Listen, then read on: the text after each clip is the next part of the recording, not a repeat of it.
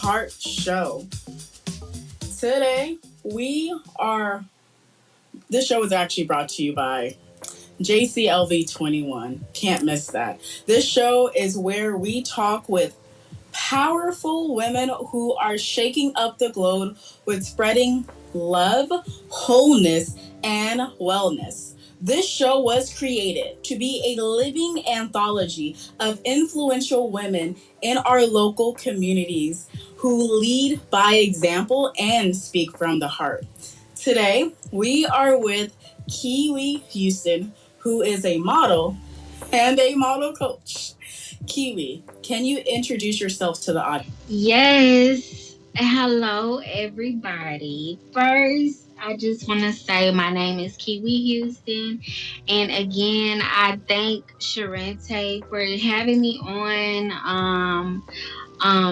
And as I say, I love like everything that you're doing, like with your show, and I just always throw like good blessings your way with this.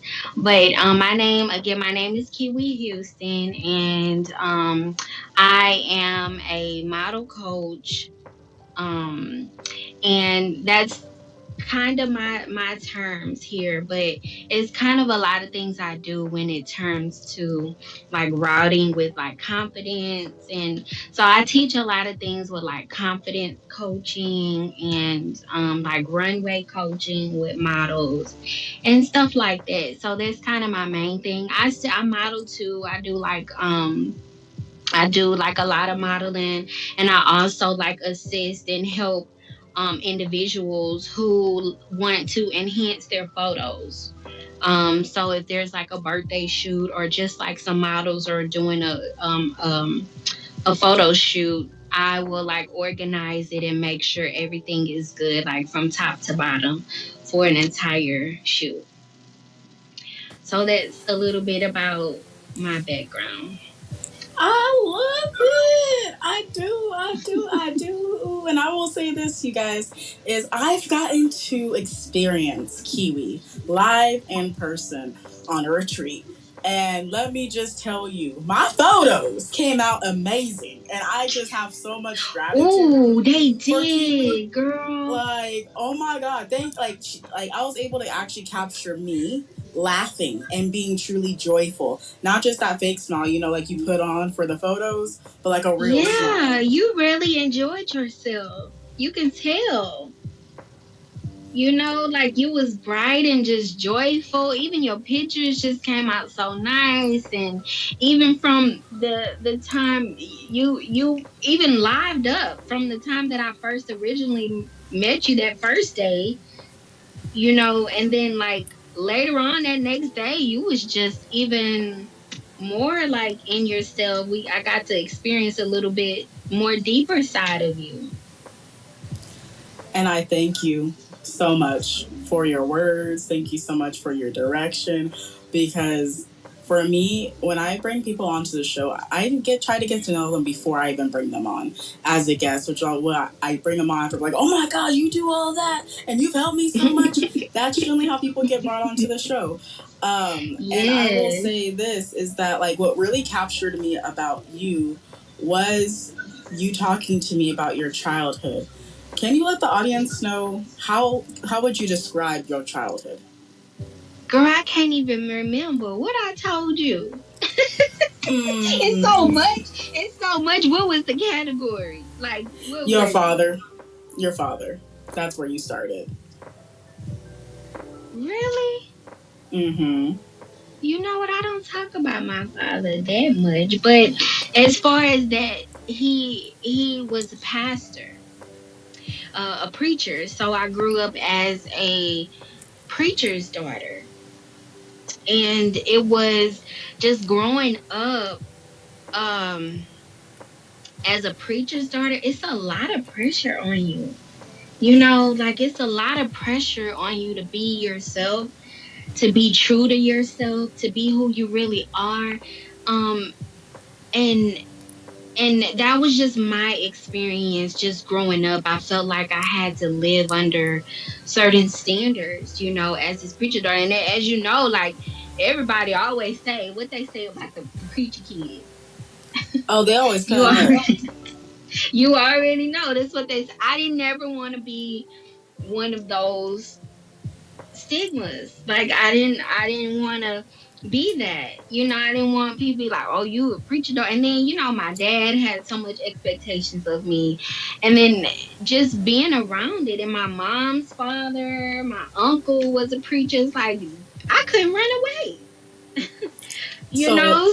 I have a question. When you say Yeah. certain standards, a lot of people don't know actually what you're talking about.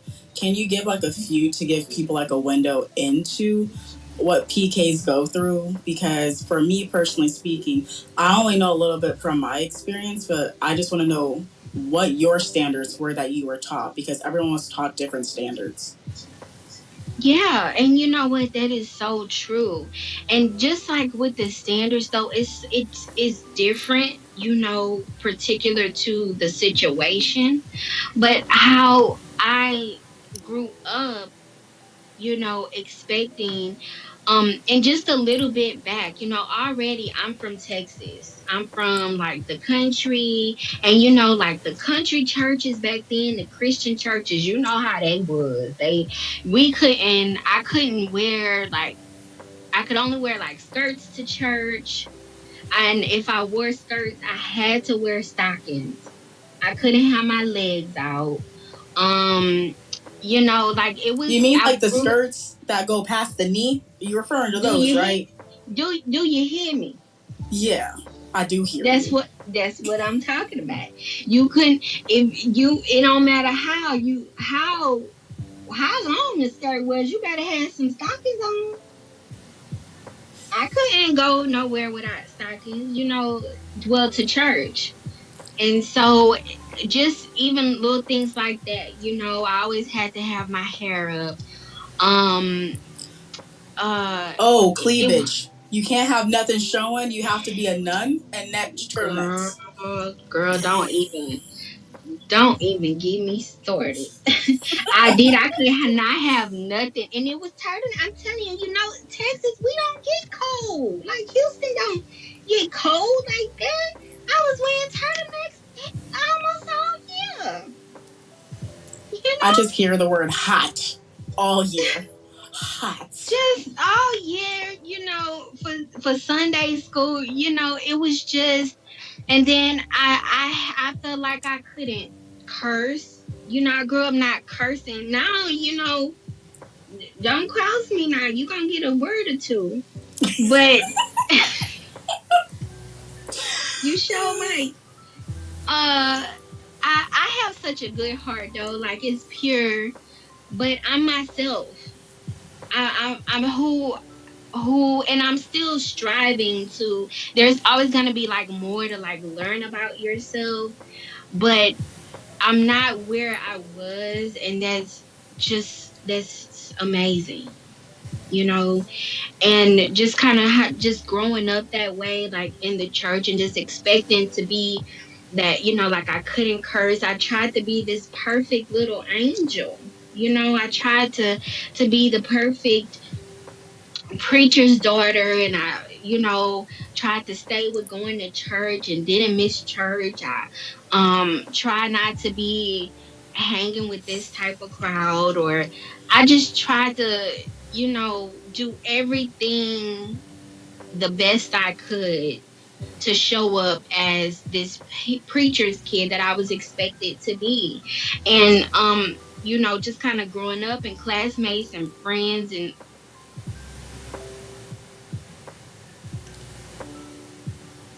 Kiwi, you cut out, and I don't know what you're saying. I think you might be drink in like a you matrix. and of course, being so young, but I didn't, because I was expected not to do that. And if I did that, I would be like a bad child, or not how my parents would expect me to raise up, or my father. I didn't want to I got you. embarrass him, or make him feel, you know, you know, you kind of get Yeah, in the there was a rhythm. certain standard that was to be upheld, and the children were upheld to ridiculous standards that the parents generally were even following. And you're like, for me, it was like the hypocrisy. What is like you not matching the words and action are not matching. And for me, the scripture that I generally heard was in regards to or not a scripture, like a phrase: "Birds of a feather flock together." So you got to be Mm-hmm. very mindful of where you That are is so at and the true. people that you're around. And like for me, it taught me constant judgment. I have to judge others in their lives, and to do Mm, that, that's the godly way. My question to you is: mm, did you mm. have to do that too, or was that just me?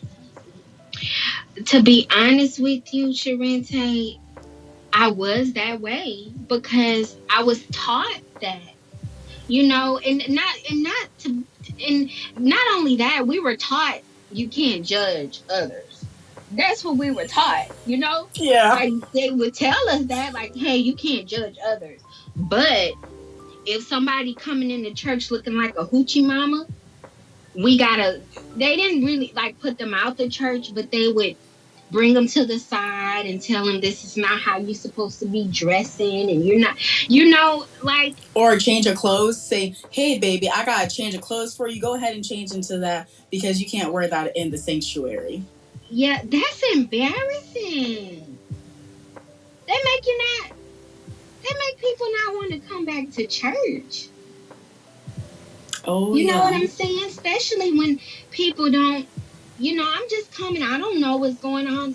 I'm just coming to be saved or hear the word. Something's wrong in my life. So I'm coming to get healed. I'm coming to see if this church can guide me into the right direction. My life is a mess. Or, if people coming in the church like that, because they say all the time that the church is supposed to be like a hospital. That's where the sick come. That's where people to come to be healed. If that's the case, I should be able to come how I am. You can't go to the hospital, healed, nothing wrong, sitting in the waiting room. They're gonna say, "Sir, what's wrong with you, and why are you here?" They're going to ask you some questions. So, like, You here, can't come to no you came to hospital like, healed. you can't. And the thing is that you don't go to the hospital when you're completely made up. It's generally when you're not completely made up that you go to the hospital. And even for me, what I found in my life, when my mom didn't go dressed up as like her truly being in pain and she actually did her Mm-hmm. makeup, they would look at her like, why are you lying to us? You're lying to us. You're just out trying to do X, Y, and Z. And it wasn't that. She was really sick, but she also took care of Mm. herself. So I understand you Mm. completely. And I have a question for Mm. you, right quick. So, Mm-hmm.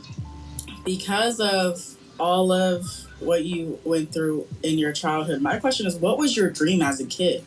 Like, what did you even want to be? Did you want to be a preacher? Did you want to just be free? Like, what was your dream as a kid?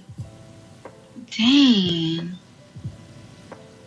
You know what? I just always dreamed of having a business, just being a business owner. I don't think I don't I'm That's a good question. I'm trying to put myself in my head when I was younger. Um I mean, like, growing up all the way, I think, till I know I kind of always wanted to teach or be like a teacher or something like that. I've always kind of wanted to do that. I knew I was like a teacher, or I had like some type of, because when I grew up, I went to classes and in the college and stuff. I took a lot of courses. My major was like education and then computer science. Um, because I just knew I was good at explaining things. That's all I knew. Like, I know I'm good at explaining stuff. So I just thought that that meant I needed to be a teacher. And then, of course, I was training in the church. My dad said, "Oh, you want to be a teacher, huh? We're gonna we're gonna show you how to teach in the church." So I was training for that, and I was going to school and college to be a teacher. And because I just knew I was good at explaining stuff, I can paint a picture real good. And but sadly, when I started working for my mom's daycare center, And I love them kids. I'm telling you, I love them kids. I fell in love with them. They fell in love with me, okay? Like, that was a really good heart moment for me. But I realized, I'm like, girl, you don't even like kids. Oh no. Oh no, but I understand you. I will say this is I have had years of nannying children's ministry where I was the minister and stuff like that. And you get to this point where you're like, it was nice being around them, full of joy, but I want to be more around adults and stuff. So I get Mm-hmm. you. I hear Yeah, you. like it was just the kids, child.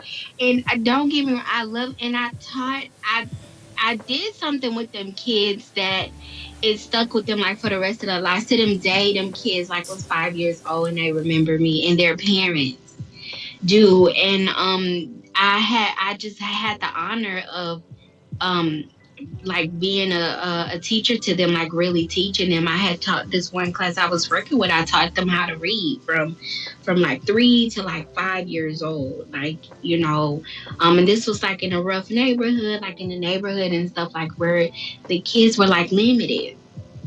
And so I had really made a connection with these children and stuff. And I realized even then more that like, man, I could teach. I'm really good at teaching. But do I want to teach kids? And so I think that's where coaching came in at, because I knew I liked to teach. I just didn't think I wanted to work with children in that way. This show is brought to you by JCLV21. JCLV21 is a coaching company that was created to help women business owners, podcasters, and entrepreneurs build the foundation for their business or their podcast. With automation, structure, marketing, hiring, and mentorship, JCLV21 provides you with what you need to be successful for your business, your podcast, and your life. They believe that everyone deserves to shine in their divine. Head over to jclv21.com to book a call or text the word book to 702-334-8470 to schedule a free consultation today. Now let's head back to the interview.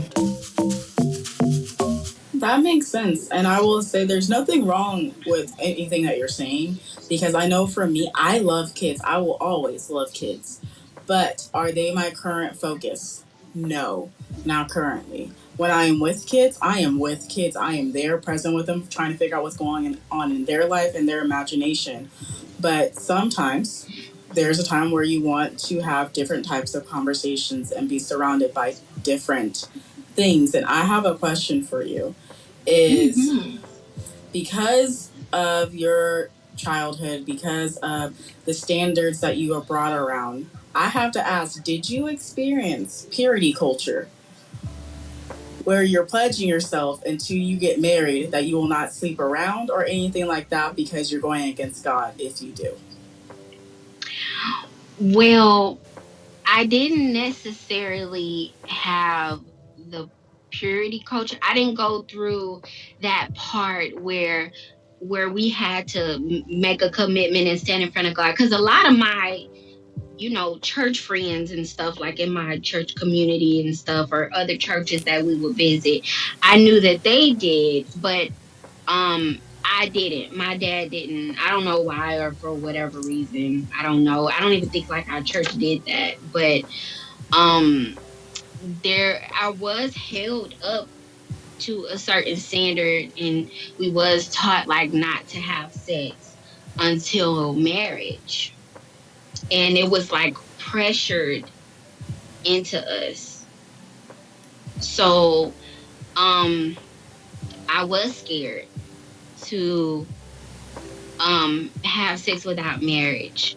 I was really scared to do that. And it took me for a while. And even still, when I did make the decision and I did break that, what that covenant was that, we was bound to. I Mm-hmm. feel horrible. I beat Mm-hmm. myself up about that. That went on for years because I thought I was less than, or um just everything that I was taught. I thought it was just wrong, and I thought that God punished me for that. You felt ashamed because you went against Hmm. the standard. And so my question is this is I know you were married. How'd that come to be? Did that help the case? Did that make things worse? Like what happened? Girl, you touching on it today, honey, because I'm sure finna spill it. Spill Uh, the tea. I'm that here. is, I'm glad that you brought that up because I, I actually, with my husband, we did not have sex before marriage. We actually waited to have sex before marriage because of that. And also that was how he was brought up. We was from the same, we were both from Houston, Texas. And he also came from like a down home, like country church. It probably wasn't as deep as mine was, but we still kind of raised us like the same values. So his family had expectations, and my family also had like expectations. And so we actually didn't have sex before marriage. So my So, question to you is this is that some I hear this term is sometimes you got to try before you actually get married and buy it for the try rest of your before you life. buy. Try Oh before you yes. buy. So my question is when it came to you guys consummating your marriage and stuff like that, after y'all did that, were y'all pressured into having kids next? Because after you get married, the kids come. Girl, yes, of course.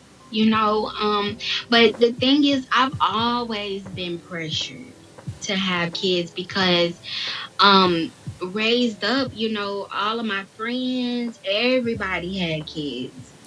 Like I'm like the only one left out of every friend I pretty much had that did not have children. And so it was pressure from everywhere. Pressure on my daddy's side, it was pressure on my mama's side. It was pressure from my friends and family. Everybody's like, well, when you gonna have a child? Wait, all the time. Then my dad passed away. And so the pressure was even more because, especially from my mama's side, well, see, your daddy passed away. He didn't even get the chance to see his grandchildren. And oh, it was just, oh my goodness. My It was spirit is so much grieving pressure. right now. Just hearing that phrase, your daddy didn't get to, so I'm going to say this to you. Oh, I'm hugging you right now, Mm-hmm. Kiwi. I know it's your past self, but Yeah. I'm hugging your past self right now because, Oh, oh, thank you. wow. Oh, because she needed that love. Wow. She needed Okay, that. so here's my thing. I know you got divorced. So what happened then? Mm. So this, and I want to say this, and I don't care what people say, because I've been raised up a Christian girl, and I still to this day, honestly, will I still consider myself as like a Christian, but more like a spiritual Christian, I hear and you. not of like the church. I'm a Christian out of my own relationship with God in Christ.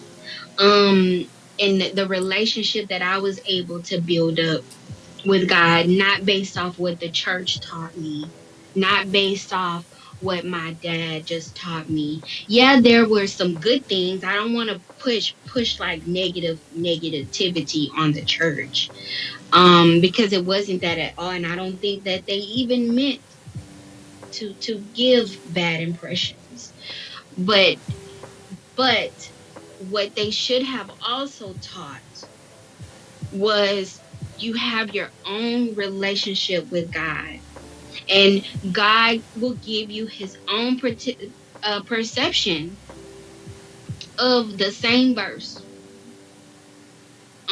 Yes, yes, What yes. you know what God may be saying to you through it. He might be saying the same thing. It's just, to me, I'm applying it differently to my life. You know, and I think that's a big part where the church missed out on it, was saying that everything was maybe the word of the pastor, or it had to be this way or that way. But anyway, so back to what you were saying with the question with the marriage. So that was a big, so divorcing was a big toll on me. It was the biggest because of, Taboo. and that was actually, if you believe it or not, this is where my spiritual awakening had begun.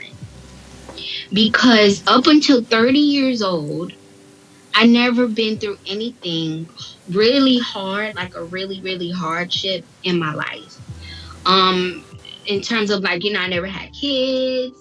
I had never been married up until that point. I had never, like, been through like a really hardship. So I never saw the world from the other side until I became 30 years old. And so the marriage is what woke me up. It what woke me up, because I finally got to see, like, dang, the world is not really how I thought it was. It's what I make it out to be, not what people say it is, not what my pastor said it is, not what my mama said it is, not what my daddy said it is. It's what I want it to be. And it took a lot. 30 years worth of putting what I learned into my marriage broke my marriage. And so this goes to say, everybody say, oh, you need to, with the church folks. I love the church folks, okay? But we have this big thing where you need to not have sex before marriage, and this and that and that. Your marriage will stay, it's gonna stand. Well, look, me and my husband, we didn't have sex until we were married, and look how it turned out. Look how it turned out. That doesn't guarantee a marriage. Having sex, and I'm not saying, and I'm not disregarding it, you know what I'm saying, if that's what you feel spiritually like you need to do, and that's the best end of your relationship, or how you want to do your relationship goal or journey, do that. But what I am saying is that, have not having sex before marriage doesn't guarantee that your marriage is going to stand. Ooh, what happened then? If you're saying that, what happened to? Why did you guys get a divorce? Um, it was just a lot. In terms of, we both had broken backgrounds. He was raised up on the pretty much the same spectrum of kind of how I was raised. And we both, neither one of us truly knew ourselves. You know, he was dealing with a lot, and he actually was, I don't know to say, more broken than even I was. He's seen things and went through things that will damage people internally, mentally. And with his broken pieces and my broken pieces, no one was willing to fix our own broken pieces and then bring it together. We were both trying to pour love into empty cups. So I was trying to pour love into his, but his cup was broken. He was trying to pour love, into mine, but Mine was broken. No, but you know, in order to even fill your cup must be mended, you know, and we bring our cups together and we pour into each other and allow each other to fill our cups, but there's individual work that has to be made. And at the end of the day, I think we just both of us were in broken places, and um we both thought each other was the problem. But ideally, it's it was just a lot of work that had to be done. I think we both came into the marriage wanting it. You know, no one gets married thinking, you know, oh, I'm gonna get a divorce. No one thinks that. So when people say that divorce is like death, it is certainly like that. You do not want to play with marriage. You do not. And I tell people all the time, like that's trying to get married, or friends or younger people that meet us get married, please, please, please, please. Just like everybody else tried to tell me before I got married. It is not a joke, and it's not something to dance and prance around. Like, oh, I get to have on a wedding dress, I get to be married. It is not nothing to play with. When you get in a marriage, it is serious. And it shouldn't be just because so we can have sex. So, you know, so I can go out, so I can't be going outside of my covenant with the church or my purity. We shouldn't be getting married just so we can have sex. Because if you do, it's going to break you every time, because that is not how people should be going in marriages. That is not how churches should be pushing that on people and pushing that on the congregation. Oh, to get married, so you can't be shacking up. You shouldn't be shacking up. You need to get married. Why is that a reason for me to get married? It Oh, you shouldn't got a be. baby. You got a baby. Y'all need to get married. No, no. See, we telling people the wrong stuff.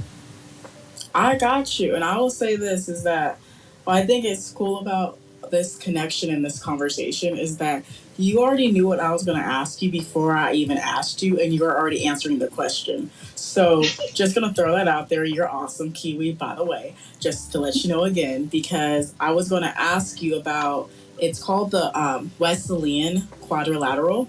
And it's mainly is about Mm, how did you form your faith, and based off what you said, this entire conversation is you based it off of reason and experience.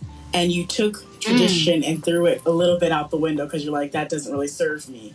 And you didn't use mm-hmm, scripture to justify anything. It was there mm, and you mm, experienced it, but you did not actually make it your doctrine. And when I say doctrine, I mean the thing that you live by on a daily basis. It's like your internal mantra that you're always saying, I must do this. If I do this, then this happens. mm-hmm, And then it's like that mm-hmm, constant thing. And you already described it. And I will say this is that mm, when you get married, like this is something that I've had to learn too, is you guys are both coming and you guys are actually being completely 100% intimate and vulnerable on levels that you didn't even realize you're going to be on. And when that mm-hmm, happens, all of the trauma that y'all have ever been through, the ones that you don't mm. even talk about with nobody, come back with a vengeance. And if you've had a hard Ooh, life, child. then Ooh, you child. are You going to better feel it speak. on the full brunt. Like my first year of my marriage was horrible. I'm surprised my dude's still married to me. And that just tells you how resilient he is. But And I'm like, I was thank you, gonna say, baby. man, that's good, and that's love. That's like genuine love, you know. Mm-hmm. And it's going to be hard, but that is resilience, and you do have to push through stuff like that. See, the church don't teach you that. They gonna teach you not to have sex before marriage, but they not gonna teach you about when you get to that hard spot. They don't teach And us how to do that. he went to his mom.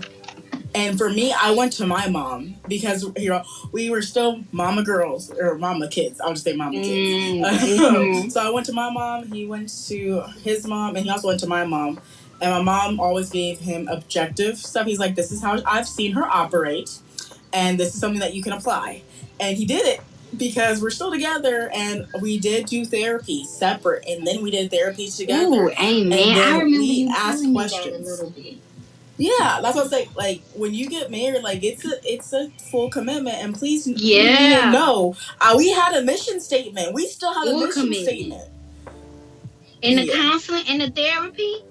No, we have made the mission. Sharente's a business minded person, so when we got married, first week we were making a mission statement and setting goals for our marriage. That's who I am, girl. Ooh, like Jesus. That's who I am. Ooh, Jesus. I'm serious. And that's manifestation. You hear me? You have to make goals. You have to set goals. You can't just be going and stuff blind all the time. Sometimes you need to set out a plan for things. Oh yes. And so my question is this: is that you went through a lot of stuff, and my how do I say this is that how in the world did you become to being a model? Because that is going against all of what church taught you. I was in church. I was in Baptist church, and that what you do now is blasphemy. You should not put yourself highly. You should not walk with confidence. You should not do any of that. So my question to you is, what boundaries did you have to set to be where you are now in your mind space? Girl. And I'm still working. Like I am still working on myself. Like I feel like you always will. Like work on yourself, but there's levels to every level. You still got a next level, but I think it took over time. It took over time of doing that. Now, I think when I got to a certain age, right when I was graduating, actually, it kind of hit when as soon as I turned 18, because that's kind of when it started. Because right before then, I never had a say so. Let me tell you, even my dad, he used to say nothing on my dad. Like I love my dad. He was like really a good man. He was a preacher, but remember I told you how they believed. He used to tell me all the time, and how I was raised to believe a child didn't have a want or a say so. I was always taught that growing up. Like, I couldn't sit at the table. Like, we couldn't sit at the table. Grown ups, we couldn't. No. It was, and my dad used to always say that. Like, or if I asked for something, I couldn't. Dad, like, where are we going? The first thing he would say was like, a child needs to stay in the child's place, or a child doesn't have a want or a need to know. So I couldn't like ask my dad, hey, where are we going? I just had to sit and ride. Or I couldn't ask what's for dinner. It was like, well, you gonna eat it, either or not. Like I couldn't do like a lot of those things. So girl, where was I going? I'm sorry. No, you're fine. We're talking about how you establish your boundaries, because to go from one place to where you're super restricted and you're living inside of a box to you breaking out that mofo and living the life that you want to live. Yes. Thank you. So it was that. So, okay. So right before, like turning 18, I never had ones. I never like even went over like really friend's house or whatever. I was always just kind of locked away. My mama was overprotective, and then my daddy was churchy. So the moment I turned 18, I feel like I just busted out. Like I felt like I could say what I wanted to say. I could do what I wanted to do. I'm talking about the moment I turned 18. It didn't. You were in a child's place no more. You were an adult now. It was just like something just snapped, and I just, and it was just like girl, I don't know. I can't describe it. My mom and my family, my friends used to say, well, especially my mom and my dad and they used to say, oh, you changed. Like, as soon as you turn 18, and they used to say that, like, yeah, when children, they turn 18, they just do what they want. And it wasn't that. It wasn't that I, I, I turned or I changed. It was who I always was on the inside. They just never allowed me to show it. They never allowed me to speak my truth. I never was allowed to speak and say things that I wanted because kids didn't have wants. Remember? So I Mm-hmm. didn't have a want. I didn't know what I wanted. I didn't know. So deep inside, I held all these things in. So when 18 came, I was saying stuff. I mean, I was talking a little smack because before then, I never had an attitude. I never talked smack. It was always, but when I turned 18, I was saying stuff. But this was really how I always felt. It's just, I finally felt like, well, now I can say it. Now Mm-hmm. I can get a whooping for speaking my mind. Now I can't, and I never was disrespectful, you know. I got you. I really I do like never was, but now I was saying things that were my truth, and they took it as disrespectful. because they didn't But know the real you. yeah, yeah, they Wow. didn't. I didn't either. I was just learning it, but it was coming out. It was just all coming out. It was like balled inside for 18 years to where it could finally come out. So my question is this: is that when it, because when I hear the you came like coming out, I was like, I'm coming out. I want the world to know. Gotta No. let it show. Like that's what I heard. Like when you said that, I was like, just gonna throw that out there, having a song moment. Um, so what I was gonna ask is this: is that so you come out and stuff like that, and like I said, you were raised with those certain kind of traditions. And for me, I was a people pleaser. I couldn't say no whatsoever. And Mm-mm. I had like no boundaries. How did you actually establish Shit. your boundaries when you became 18? Like, how did that work? Like, was it haphazard? Because I know for mine, I was haphazard, which led me into some But precarious in situations. Charente, that is so normal. Um, you were definitely not weird for not having no boundaries or being a people pleaser, because so was I.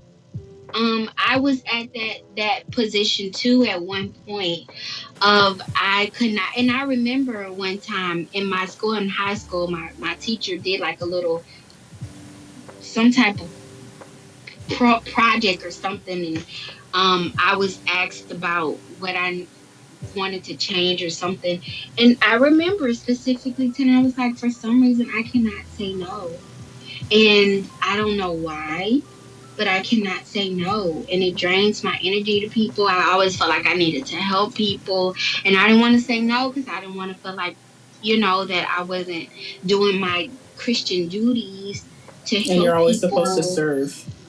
Oh, yeah. You're taught to always serve people. We're taught to wash people's feet. We're taught to, and nothing is wrong. Trust me, nothing is wrong about that because I chose to wash my husband's feet when we were getting married. What? Nothing's wrong with That's a that. thing? Yeah. I just learned something Yeah. new. I'm sorry. I have no, not ever heard of that. That's I was like, wait, what? That's a thing? Mm-hmm. Yeah, it's like a I'm type of like learning. humility and like respect. And I didn't really do it and I didn't do it and I don't feel bad about that. I think I would probably do that again, but to like the right person, it was a very humbling experience. And no one like taught me or told me to do it. It was just something I wanted to bring into like my, I don't know, sacrifice, if you will, into my marriage. And so I was like we were saying about like just kind of people pleasing and stuff, and my boundaries were thin. But what I did though was kind of set them up unhealthy. I don't think they were the most healthy boundaries.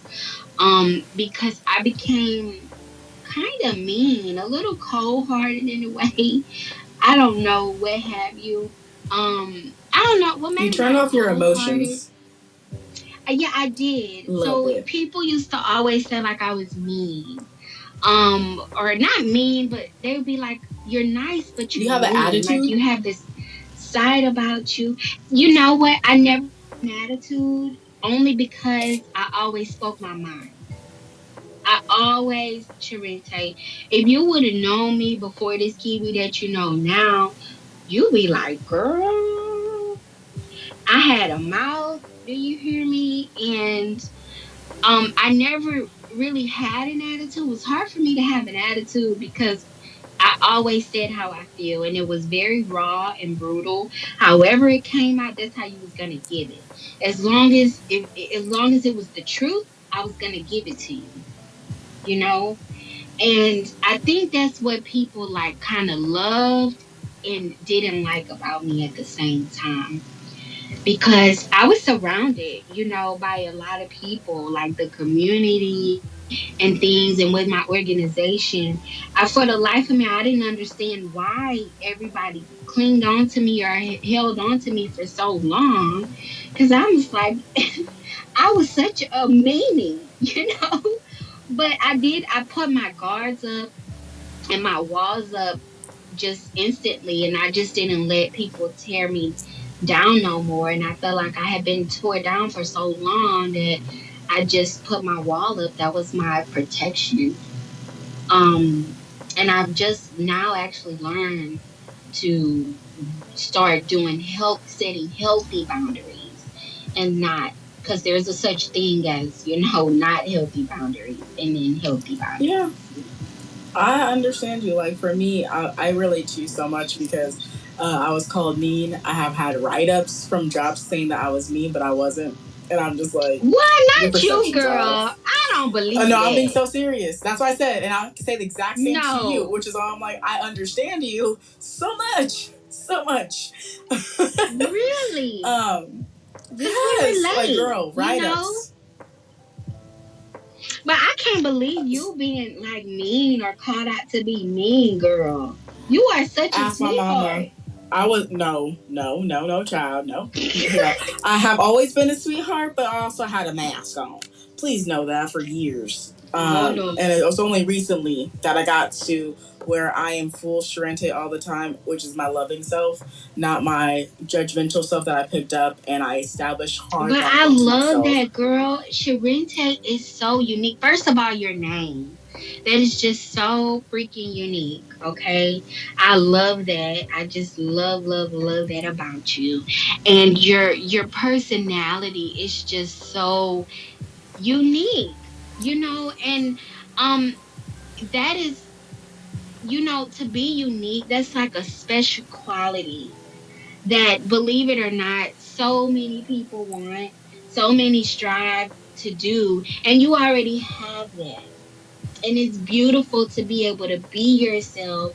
You're, like loving, you kind of have a silly side to you, a little goofy side, but that's what I like about you, and that's your secret sauce. And I just hope and I pray that you just continue to grow that, water that soil of you, because it's amazing. You It's only one you, and you definitely need to be that, because you are just such a beautiful person. Oh, I'm not gonna cry because I got the tears in my eyes. I don't know if they're gonna spill, but they're here, and I thank you for the love and your kind words. And so, because we're gonna have to wrap up soon, I'm gonna have to hit you with some hard hitters to call to Okay. the close.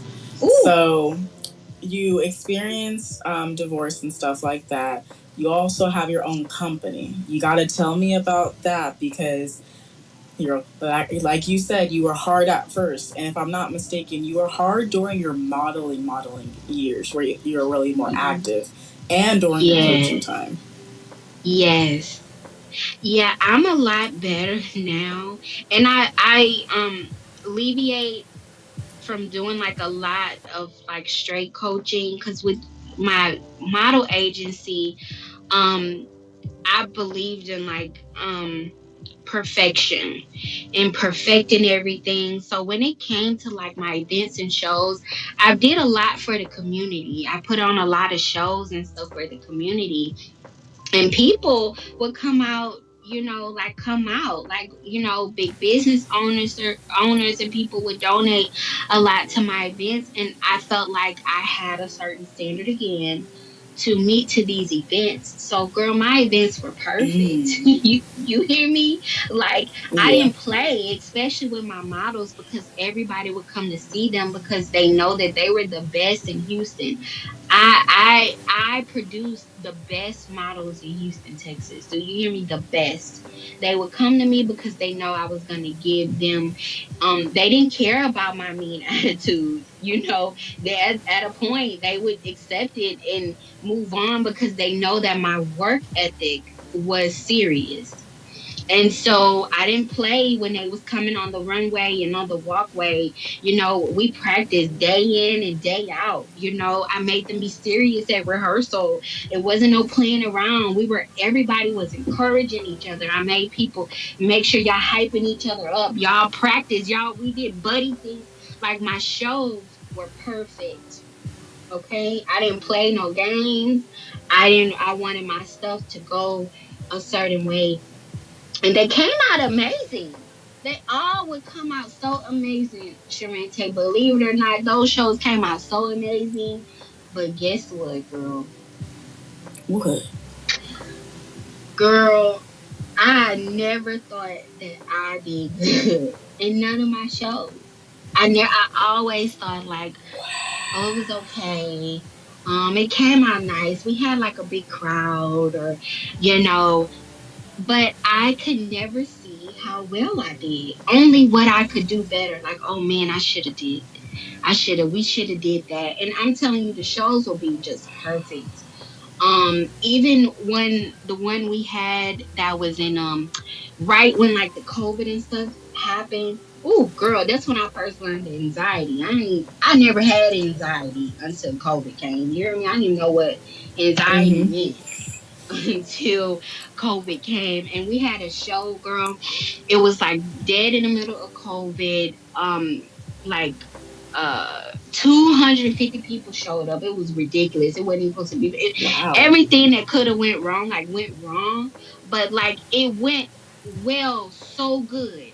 Like, the show ended up being so good. Like, everything was just came out amazing, and I still felt so horrible. All I could talk about was how the DJ had missed out on us. I had caught out on us the same day. The host caught out on. It was just crazy, and everything went so well. But I could only talk about how everything messed up, and I didn't get to enjoy those moments. You know. But now I'm learning to appreciate those moments and everything, and who I am. It's like a great transformation that's been happening with inside of me, and I'm just so grateful for the things that I did go through. I'm grateful for everything that has happened, because it's been training me to be this woman that I am, and I'm still becoming to be. And I love it. So, And you. So from your early childhood and the way that your parents raised you with the tradition that you got to you using the ways that they subtly were judging things and telling you not to judge things, to you getting into your adult years, you're judging things, you have a wall that's around your heart that no one can penetrate because you refuse. Try me, don't try me, try Jesus. Yes. To you get me? you going into modeling, and then you actually achieving your successes, and you still not feeling like you were enough. My last question Mm-hmm. is, how are you working on putting all the pieces that you said were broken back together into the beautiful Kiwi that you're transforming still in right now? Mm-hmm. Yeah, I am in my transformation season right now, and I called my vision board. Um, I'm working on my vision board. Well, I really finished it for next year, and it's my transformation season of this new like reinvented person that I'm becoming. I after going through all of that and realizing, I had like this success in this, these success moments, and realizing like, dang girl, you still not happy? What the heck is it?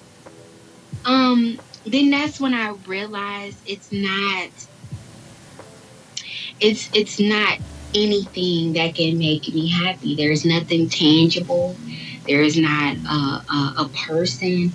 There is not a being or a thing or money value that can make me happy. Only if I truly, truly want to be happy, only I can, and I have to find the core. I have to I have to spend enough time with myself to search my core to know who I am. And I believed that that was going to truly make me happy. And so far on that journey, it's been the happiest I have been. And I haven't even reached my core yet. I love it. She's getting to the inside of her onion. It's amazing. I love it so much, Yes, Kiwi. the onion, honey. Oh, okay. So my question is this: is how are some new ways that you are experiencing joy as of now? Like you said, you're a lot happier, and you're choosing to be happy. You know Is that what? also like when you do things like traveling? Does that Uh-huh. make you ecstatic? Retreats? Do you do more massages? Like, what Yes. are the things, or is Yes. it just being in the moment and not just having to Um, do things, but be? that is exactly it. Like kind of being traveling and all that. I have done stuff more, and that actually helps. But one of the things I started accepting where I am now, like for the longest, like being, back single and not being married, not having no kids, living alone, can get really lonely, and it can sound lonely until one day I woke up and I said, you know what? This is actually a god dang on blessing. I am so blessed to be single. I am so blessed to not have no kids. Like I'm so blessed to be able to travel and go where I want. I'm so blessed to go to 10 different stops in one day without having to pick a baby out. And nothing, not no shade to nothing or what's going on, but I had to find the joy in where I already was. I had to find the Oh, joy in being single. So I started, since I'm single, I'm start living single. I started living single. Since I don't have no kids, I started acting like I don't have no kids. Like, girl, do the stuff that you want to do, you know? And since I've been able to appreciate those moments, girl, it's been turned around for me. It took time and patience and a lot of affirmations, talking to myself, being alone with myself, being in isolation, getting in tune with myself and who I am. It took a lot of that to get there. I love it. Kiwi, Mhm. hit the exit and then like come back up so we can finish out. Let me see. Let me see how you do that. You'll see in a Okay. second. I think Or just let, okay, there you go. And then hit the thing again. Thank you so much. Bring it back to the stage. Kiwi Houston. Okay, I love her so very much. So very much. And we've learned so much from you, Kiwi. Like, so much. I love your giggles. I love your story. And I love just how you got here and how you are still in your transformational period. And like that reminds me of a scripture, because I always go back to scripture sometimes. Give it to us. Put off the old man and put on the new man, which is renewed in the knowledge of him who has created me. But for me, the caveat I put to that is, if you don't know him, how can you put him off and put him back on? So that's relationship right there. Okay, that's experience right there. And I love when you said you had to be quiet with you and actually get to know you. And I know for me, I had to do the exact same thing. And I call myself my best friend. Like, I had a moment where I looked in the mirror today and I talked down to myself and I said, wait a minute, pause. We don't do that in here. I know that's so right. I started loving on myself. Get up. You better I sure did. Okay, that inner voice, man. You gotta check your inner voice sometimes. You do. Yes. That's how you do it, girl. You got to. You got to hype yourself up. Hype yourself up. And the crazy part about it, we always hyping each other up. We always motivating each other. We always trying to pour water and grow everybody else. But when it comes to ourselves, you know, we gotta hype ourselves up just like you be hyping up your husband or just like you would your children. You gotta hype yourself up like that too. Ooh, the visual I got was, how can a dead rose pollinate another rose next to it? It can't, because it's not breathing. It's dead. Like legitimate. You can't water someone else and think that you're gonna not die. Because I saw my mom almost die from always serving and pouring into others. And which is why for me, that's why I have my wall of heart, because I saw how like kind she was, but also how like people ran over her, and I said that's not gonna happen to me, and that's how I created my wall and said absolutely not. And then I had to find my squishy center, which I have been watching Fillmore and Recess and like Nikita, because they're the things I watched in my childhood.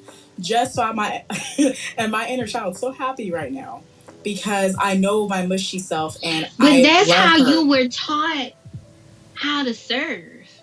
You know, yes, like pour everything out of you. Don't fill your own cup up. That's what you thought serving meant. Like, I gotta give, and not return and give it all away, no matter how drained I am. Or 10% to the church all the time, and you don't even have it to afford rent, but you gotta give it to the church. Girl, don't even get me started. I was talking about that with somebody earlier. So like, okay, so you know how I was kind of raised with the church, like the big mega pastors like TD Jakes and all of them. I was raised, you know, like you can't believe in them, you can't trust them because they want your money, this and that, and that all they do is ask for money. But then when I thought about it, I'm like, come to think about it,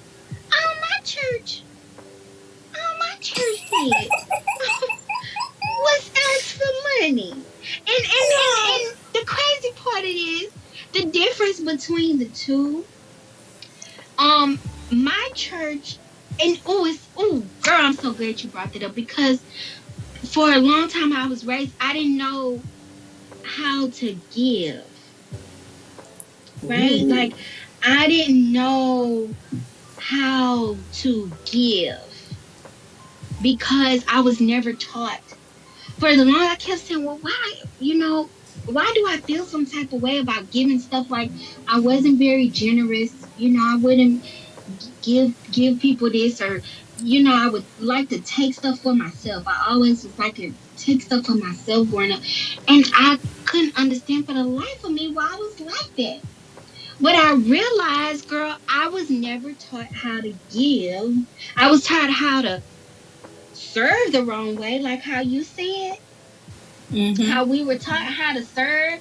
Just like that, we was taught how to give and exhaust our energy, but in that way. But I never was taught how to generously give from the heart. No one never showed me, like, growing up, let's go donate these clothes. Or our church took, but we never gave. Like, we never gave. Oh my God. We made sure to get the offering from, and my offering was like a bill. You know what I'm saying? Like, I remember at one point in time, I was giving like 300, a little over $300 a week to church.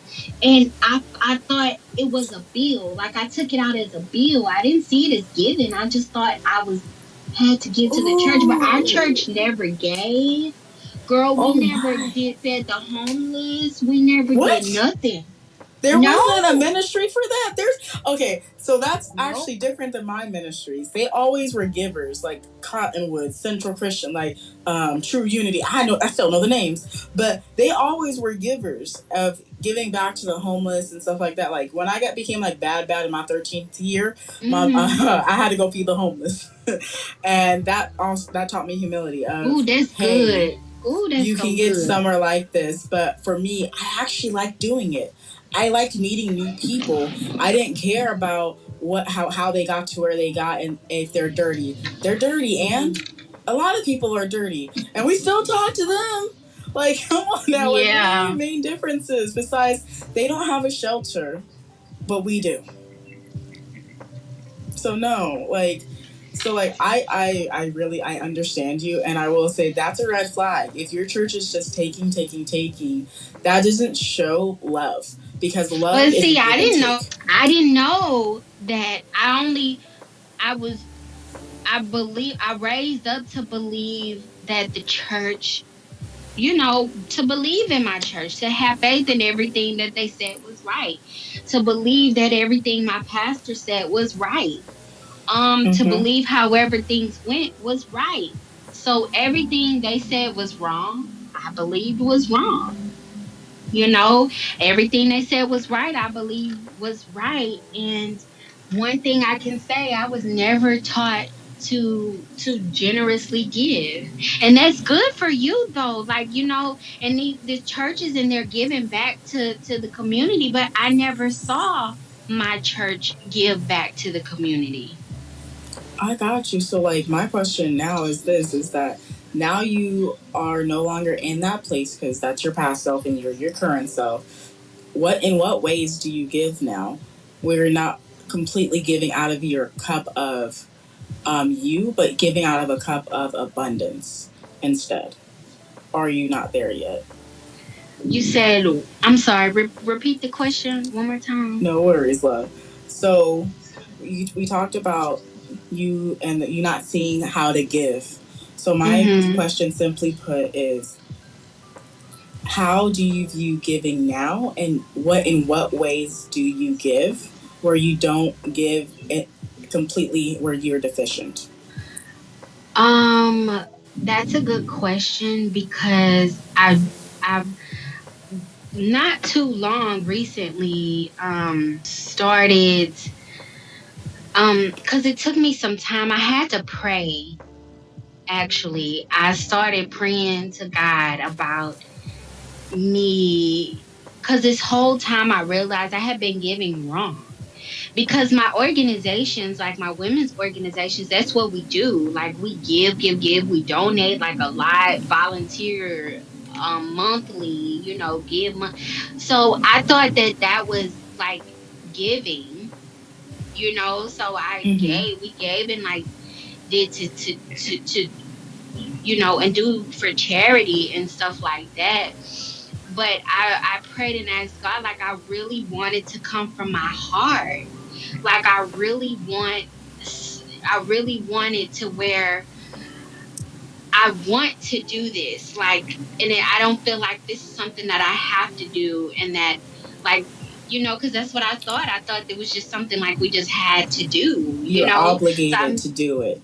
yeah, yeah. And like you're just obligated to do the cheer. You're obligated, So that's why we do it in our organizations. But me, internally and with my heart, like, am I just doing it just to do it, or am I really giving from my heart? So I found that out, that I was giving just to give and not really from my heart. And I had to pray to God and ask him, like, change my heart and put it in a giving place.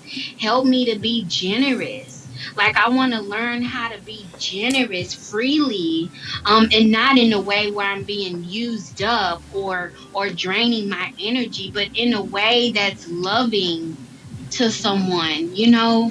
And I Mm-hmm. had to pray for that first because my wall was kind of blocked. You know, I had that wall, but as I started, as after I prayed, I started kind of being in that giving mood, and I wanted to do something. Something was just like I just want to do something from my heart. What can I do? And then lo and behold, shortly after, a woman had saw me like from out here in Florida when I had first had moved, and she told me, she said, I saw you on Facebook or somewhere, and she was like, please, these girls whole out here, we don't have a lot of people for these teenagers.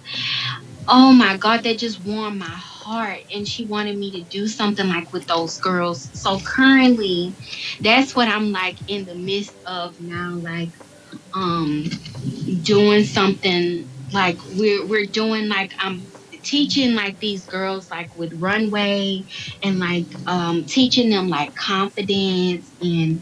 And now recently I kind of been learning like I want to do more like teach these girls like self-care and individuality and discovering their uniqueness. So it's taken me different places, and like I love it. Like I really want to do this, you know? Mm-hmm. You're so, like, you warm my heart so much right now. Like, just know that my heart is so warm and it feels so good and cozy right now.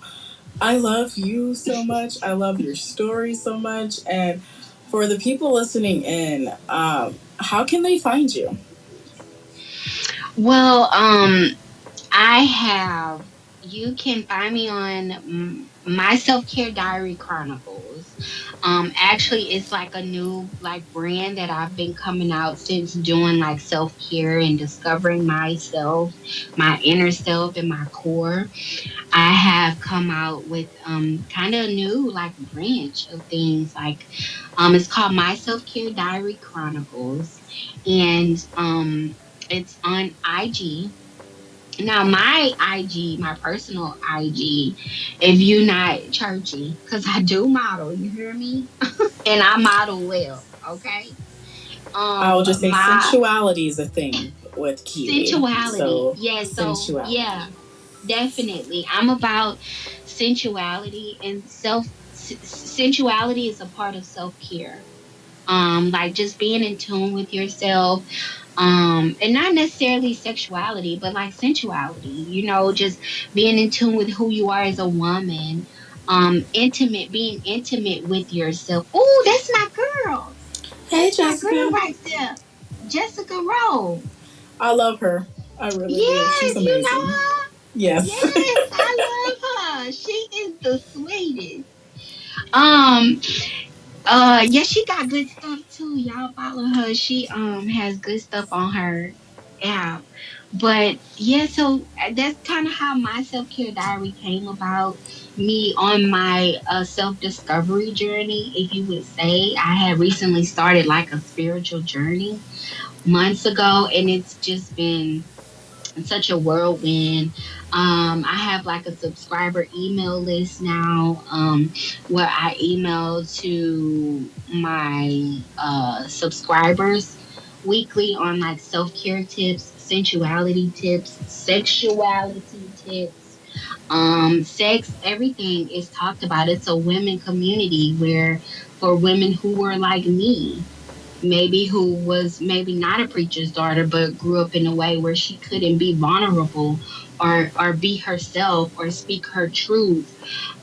This is what this for. I'm creating a safe space for women to be safe, to be safe to talk about sex, or to be safe, or not just because, you know, because Christian women, who do they go to talk about sex? You know, Nobody.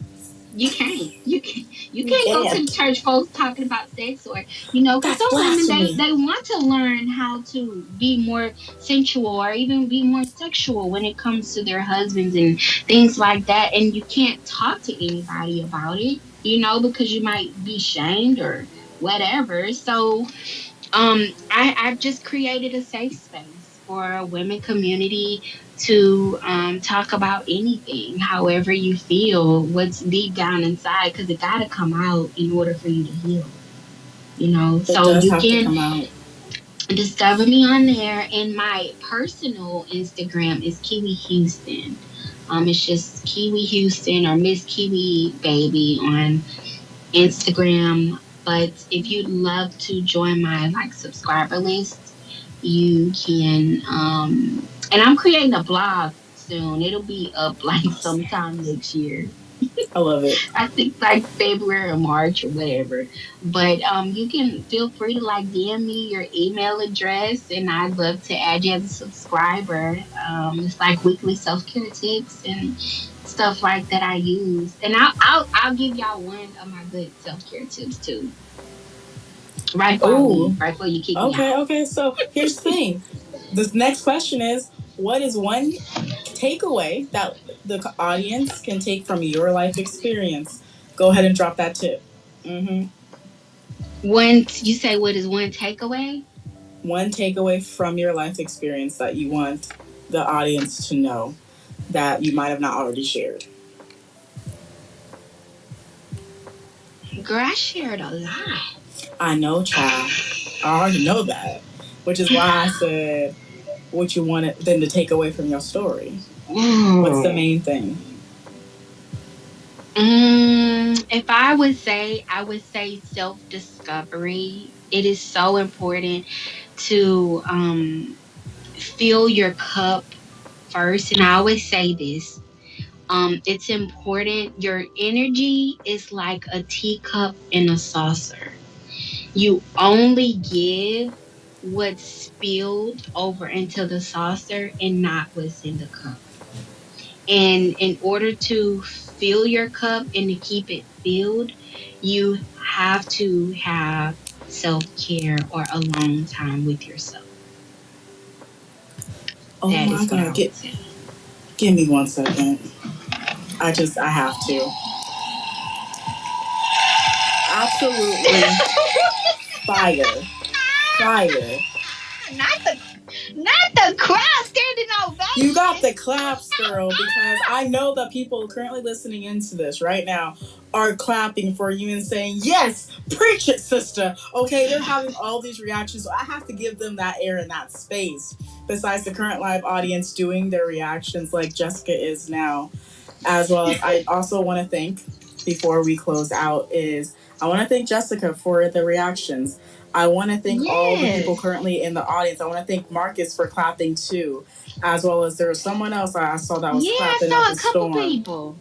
Oh, I did too, and that's what I was saying. This is why I go down my wisdom list and say who was clapping and call you out, because I thank you for being here and being in this space and hearing someone else's story. Something might have triggered within you that said, no, I cannot listen.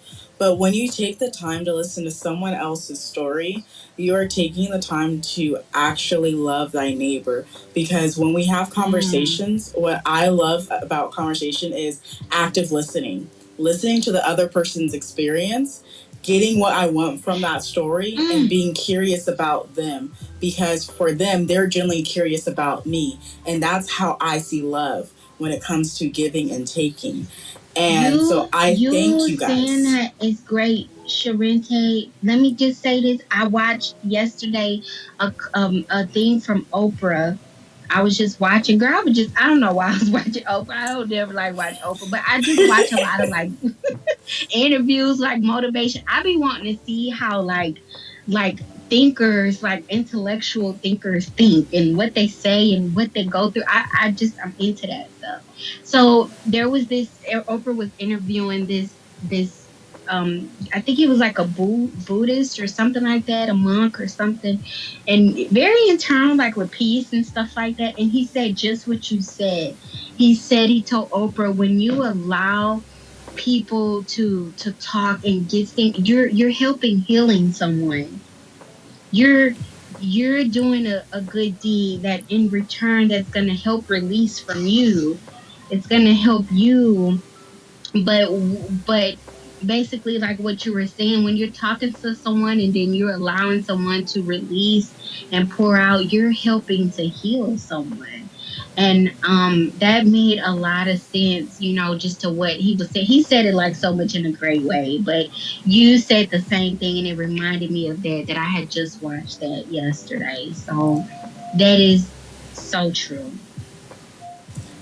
Thank you so much for that. And I honor you.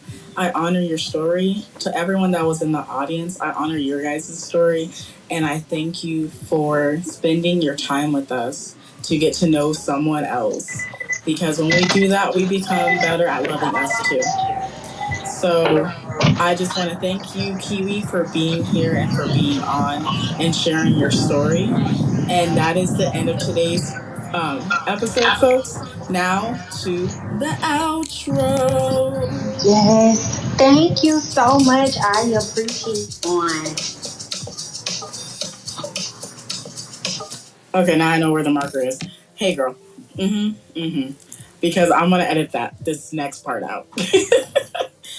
Thank you for being here, Kiwi. Thank you for spending your time with me and letting me interview you and asking you some of the maybe not so easy questions. Okay. Yes, no, I was gonna say thank you so much for having me on, and thank you anytime, girl, you want to have me on. It was such a pleasure, and I pray for you, and I hope you continue to do this and help heal people, even with them telling their stories, and all of these people that are listening. I know it touched some people lives, so please continue to do that. You have my support. Thank you so much. I love you, Kiwi. I love you to everyone Love that's you currently too, in the baby. audience. And we'll talk to y'all later. Bye bye. Later. Bye. Thank you for listening to this episode of Speak From Your Heart show. Remember to rate and review on Apple Podcasts, Spotify, or your favorite podcast streaming platform. Be sure to give us a follow or DM us on Instagram at Speak From Your Heart show, your takeaways and thoughts on this episode. That's all for this show. Until next time, see you.